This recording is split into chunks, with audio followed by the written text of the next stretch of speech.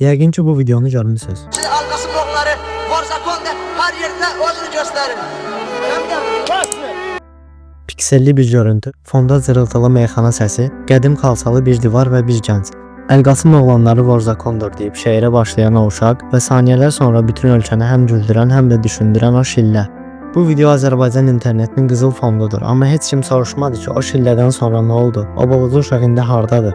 Bəs videodakı uşağın taleyi necə oldu? O məşhur şillədən 19 il keçib. İndi o hardadır və nə işlə məşğuldur? Bütün bu sualların cavabını və internetin unutduğu o gəncin indiki halını bu videoda öyrənəcəksiniz.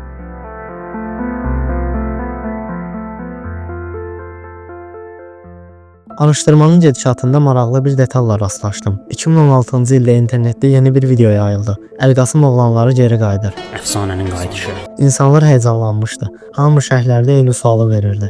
Həqiqətən həmin oğlan budur? Nə qədər dəyişib? Şərhləri oxuduqca insanların bu mövzuya necə maraqlı olduğunu bir daha anladım. Amma bir problem var ki, bu video tamamilə fake idi. Açığı yaxşı ki fake idi. Çünki əgər o həqiqət olsaydı, mən bu gün isə bu geniş və dərin araşdırma videosunu hazırlaya bilməyəcəkdim. O fake video mənə bir şey göstərdi. Həqiqət hələ də gizlidir və onu tapmaq mənim öhdəmə düşür.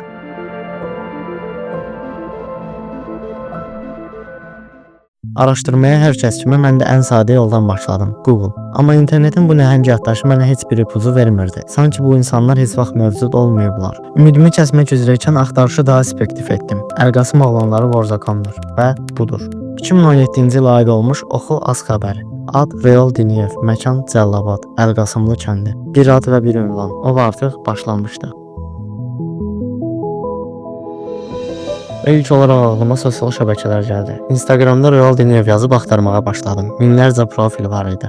Sonra TikTokda axtarmağa qərar verdim və yenə də heç nə tapmadım. Sonra bir anda o vaxtki platformalardan ağlıma ilk olaraq Facebook gəldi və Facebookda axtarışa çıxdım. Real Diniyev və budur. Facebook ipucuları məni bu profilə gətirdi. Ad uyğundur, kənd uyğundur, amma bir problem var.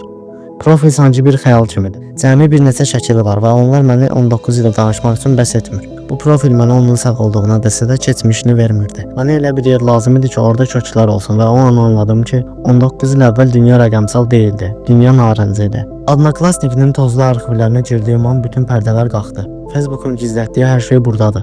2010-cu illərin əvvəli, Realın kənddəki həyatı, dostları, atasının tamada olduğu o illərə aid fotolar. Artıq qarşımda bir mim yox, bir insan var idi. Müasir görünüşü ilə Real artıq o çəlimsiz uşaq deyildi. O rəqəmsal dünyanın tozlu səhifələrində öz həyatını sənədləşdirmişdi.